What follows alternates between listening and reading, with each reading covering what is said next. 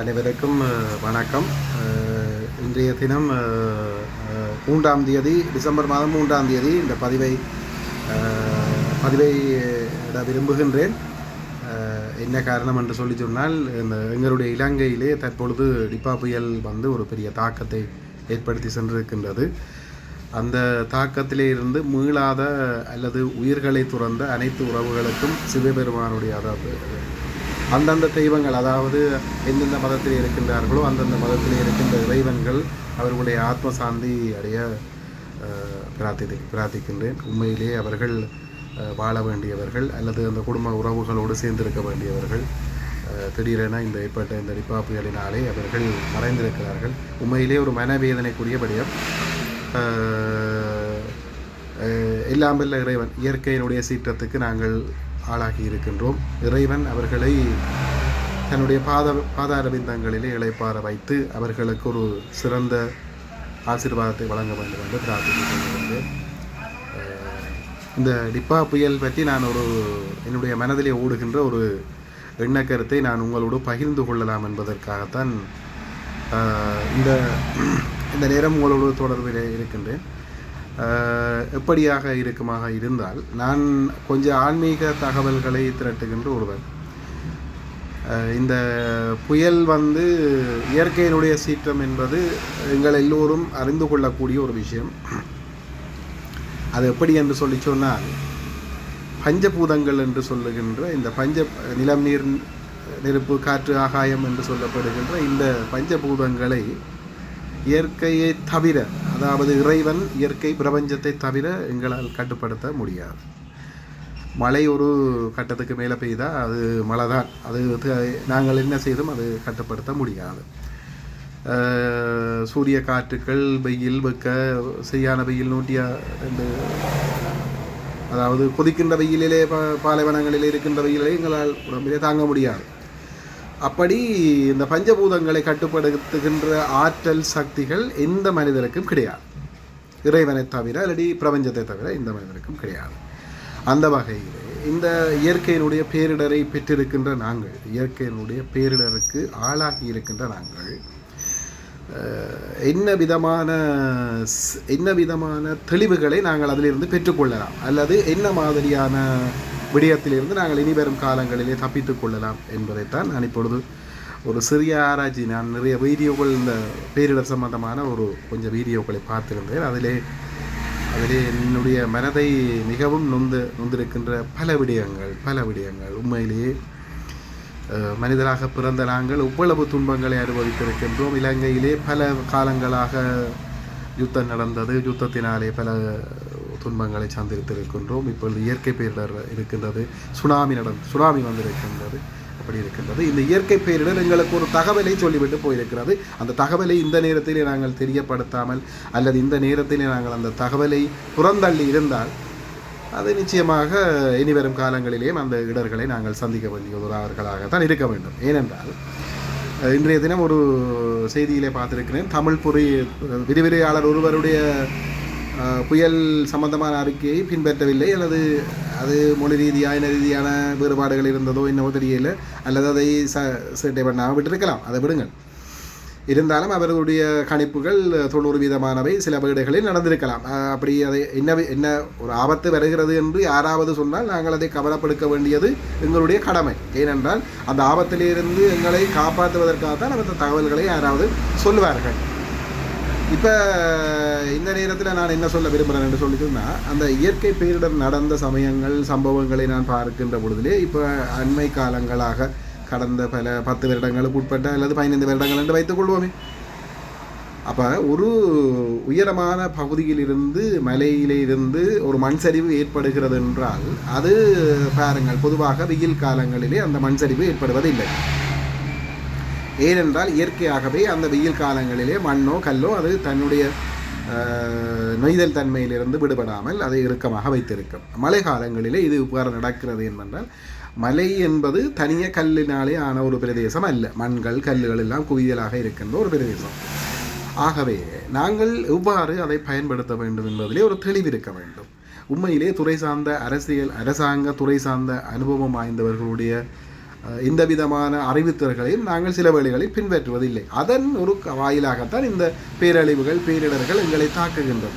உண்மையிலேயே நான் மலையக சார்ந்த மக்கள் அல்லது பிரதேசங்களில் இருக்கிற மக்களுடைய கஷ்டங்களை உணர்ந்தவன். ஏனென்றால் எனக்கு தெரியும், அவர்கள் இந்த 200 ரூபா சம்பளத்தை கூட்டின உடனேயே மகிழ்வை வெளிப்படுத்தின ஒரு ஜீவன்கள். உண்மையிலேயே அவர்கள் ஒரு பாவம். அதாவது உண்மையிலேயே அவர்கள் ஒரு நல்லா வாழக்கூடிய இலங்கையினுடைய பொருளாதாரத்தை கட்டியெழுப்பது, இலங்கையில் நன்றாக வாழ வைக்கப்பட வேண்டிய ஒரு உறுப்பினர்கள், அதாவது மக்கள். சரி, அப்போ என்ன நான் சொல்ல வந்திருக்கிறேன்னு சொன்னால், ஒரு குறிப்பிட்ட கால வருடங்களுக்கு முன்னதாக ஒரு மண் சரிவு நடைபெறுகிறது. அப்போ மண் சரிவு நடைபெறுகின்ற பொழுதிலே அந்த மண்முகடுகள் எல்லாம் விழுந்து பெரிய பாறை கல்லுகள் எல்லாம் விழுந்து, அப்போ விழுகின்ற பகுதி கீழே இருக்கின்ற அந்த பகுதியிலே கீழே இருக்கின்ற அந்த பகுதி வந்து பெரிய பாறை விழுகின்ற பொழுதிலே அது மழை காலத்திலே அது நொய்ந்து போயிருக்கும் அல்லது இலகி இருக்கும்.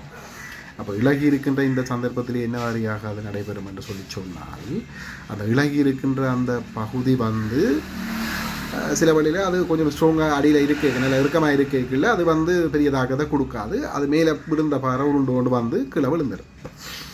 அப்போ புவிசார் வல்லுநர்களுடைய அறிவித்தல் என்னவாக இருந்தது என்று சொன்னால், சில பிரதேசங்களை தவித்து விடுங்கள், சில பிரதேசங்களிலே இருக்க வேண்டாம், அல்லது இன்ன பிரதேசங்கள் ஒரு குறிப்பிட்ட வருடத்துக்கு முன்னால் மண் சரிவு நடந்த அந்த பிரதேசத்திலே எந்த விதமான கட்டுமான பணிகளும் செய்யாதீர்கள்.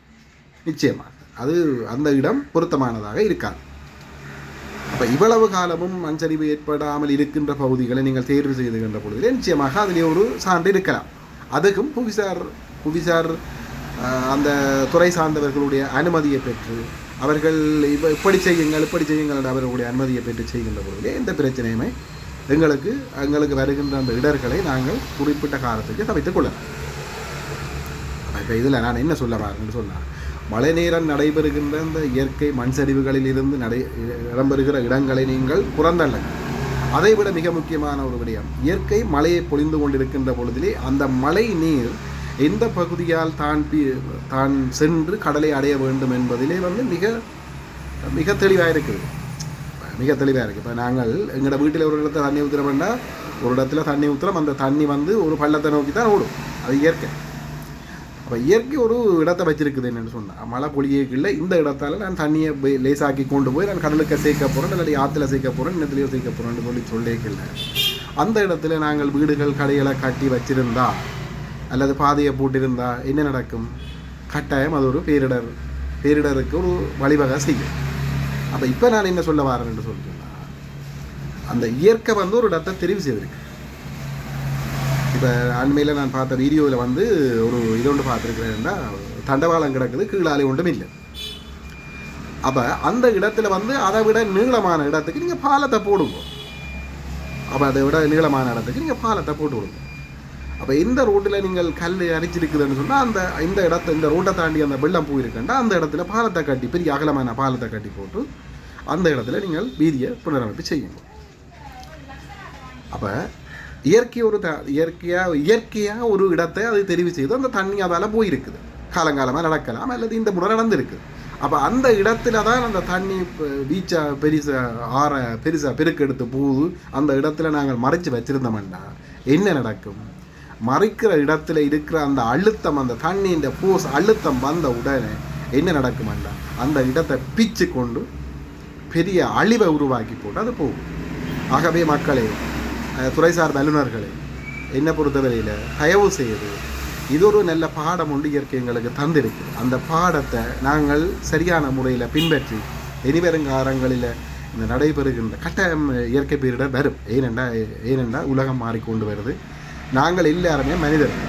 அப்போ இந்த மனிதர்கள் எல்லாரும் வந்து விலங்குகள் வந்து எந்த விதமான துறை சார்ந்த அனுபவத்தையும் பெற இல்லை, அதுகள் இந்த வாழ்க்கை முறையில் எந்த மாற்றத்தையும் கொண்டு வர இல்லை.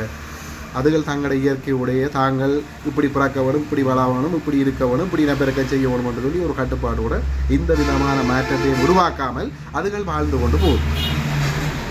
இப்போ இதில் மாற்றத்தையும் இயற்கைக்கும் எதிராக செயற்படுறது யாருன்னா நாங்கள். இந்த மாற்றத்தையும் இயற்கைக்கு எதிராக செயற்படுற இயல்புகளை யார் வச்சிருக்கிறோம்னா நாங்கள். என்ன மாதிரி வச்சிருக்கிறோம்னு சொல்லி சொன்னால், என்ன மாதிரி இதை வச்சிருக்கிறோம்னு சொல்லி சொன்னால் உண்மையிலேயே பெரிய ஒரு மாற்றத்தை கொண்டு நாங்கள் 90ஆம் ஆண்டு காலப்பகுதிக்கு அல்லது 80ஆம் ஆண்டு காலப்பகுதிக்கு இருந்த வாழ்க்கை முறை மாறி இப்போ 2025 வாழ்க்கை முறை வேறு மாதிரி போய் அந்த மனிதன் வந்து என்ன நாங்கள் எங்கட அது அது அது அது வேறு சாப்பிட்றாரு அதுக்கப்புறம் போவோம்.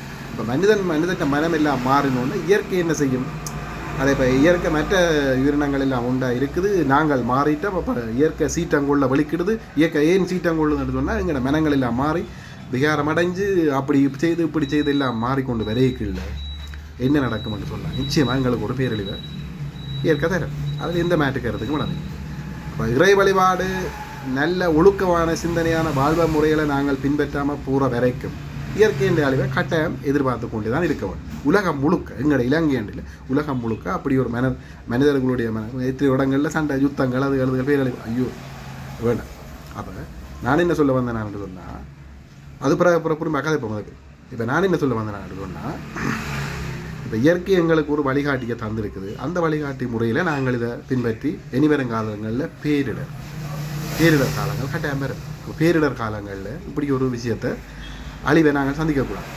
அப்போ ஆற்றங்கரைகளோட அண்டி இருக்கிற மக்கள் அவையெல்லாம் வந்து இந்த காலமே விழிப்பாக இருக்கும். மழை கொஞ்சம் கூட பெய்யுதுன்னு சொல்லி ஒரு அறிவித்தல் வந்தோடனே நீங்கள் உங்களை பாதுகாப்பை தேடுங்க. உண்மையிலேயே வந்து நிறைய பிரச்சனை வந்து இதுதான். இப்போ நாங்கள் வந்து அரசாங்கம் எங்களுக்கு ஒரு நல்ல அறிவித்தலை தரும், ஆனால் நாங்கள் அதை பின்பற்ற மாட்டோம். ஏன் எங்களை கொண்டு பெறாது. நாங்கள் இப்படி இருந்த நாங்கள் போன வருஷத்துக்கு முதல் வருஷம் இப்படி மழை பெய்தது எங்களுக்கு கொண்டு நடக்கல, நாங்கள் அப்படி இருப்போம். அரசாங்க ஊழியர்கள் அல்லது அரச தகவல் திணைக்களம் இல்லாமல் வந்து மக்களுக்கு விழிப்பை கொடுக்குறதுக்காக அதில் போராடி கொண்டிருக்கிறோம். இப்போ இந்த அரசாங்கத்தினுடைய தகவல்களை நாங்கள் பெற்று அதன்படி நடந்திருந்தால் கட்டாயம் இதில் ஒரு அரவாசி இழப்பை தவிர்த்திருக்கலாம். ஆகவே மக்களே எல்லாருமே நாங்கள் இந்த உலகத்தில் வடிவாக வாழ்ந்து எங்களுடைய சந்ததிகளுக்கு நல்ல ஒரு வழிகாட்டியாக இருக்க தான் வந்திருக்கிறோம். ஆகவே இப்போ இனிவரும் காலங்களில் நடைபெற இந்த இயற்கை சீட்டத்தில் நான் இப்போ திருப்பியும் அந்த விஷயத்தை சொல்லி போட்டு முடிக்கிறேன். என்னென்னா இந்த இயற்கை வெள்ளம் போகிறதுக்கான ஒரு வழியை தேர்வு செய்திருக்குது. அந்த வழியில் நீங்கள் தயவு செய்து கட்டிடங்கள் அமைக்காதீங்கோ, அதை குடும்ப நல்ல அகலமாக்கி அந்த வழியை விடுங்கோ. எதுக்குள்ள இப்போ நான் சொன்னேன் தண்டவாளத்துக்கு கீழால் கிடந்த சல்லி ஒன்றும் இல்லை, தண்டவாளம் தொங்குது. அப்போ அந்த இடத்துல பெரிய ஒரு பாலத்தை போட்டுவிடுங்க, நல்ல பெரிய பாலமாக போட்டுவிடுங்க, அது பிரச்சனை இல்லை. அந்த ரோட்டை அரைச்சி கொண்டு போயிருக்குது, ரோட்டத்தை மேவி போயிருக்குது, ரோட்டை தாண்டி போயிருக்குதுன்னா அந்த இடத்துக்கு நீங்களத்துக்கு பெரிய பாலத்தை போட்டு விடுங்க. அப்போ இயற்கை பேரிடர் வந்து எங்களை இந்த விதத்திலே தாக்காது.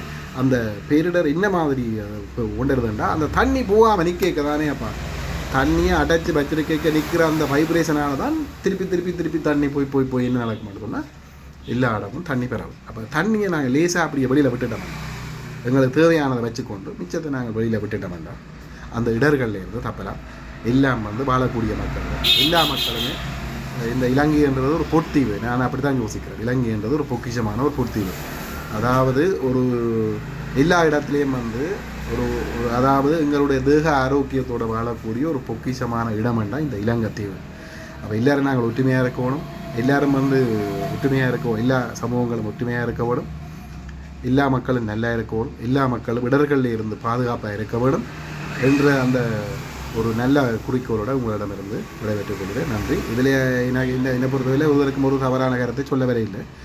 இப்படி இயற்கை இடர்களை நாங்கள் தவித்துக் கொள்வதற்கான ஒரு முன்னுதாரணமான ஒரு முயற்சி என்பதை சொல்லிக்கொண்டு எல்லா மக்களுக்கும் நிறைமங்கலமான வாழ்வு கிடைக்க வேண்டும் என்று பிரார்த்திக் கொள்கிறேன். நன்றி.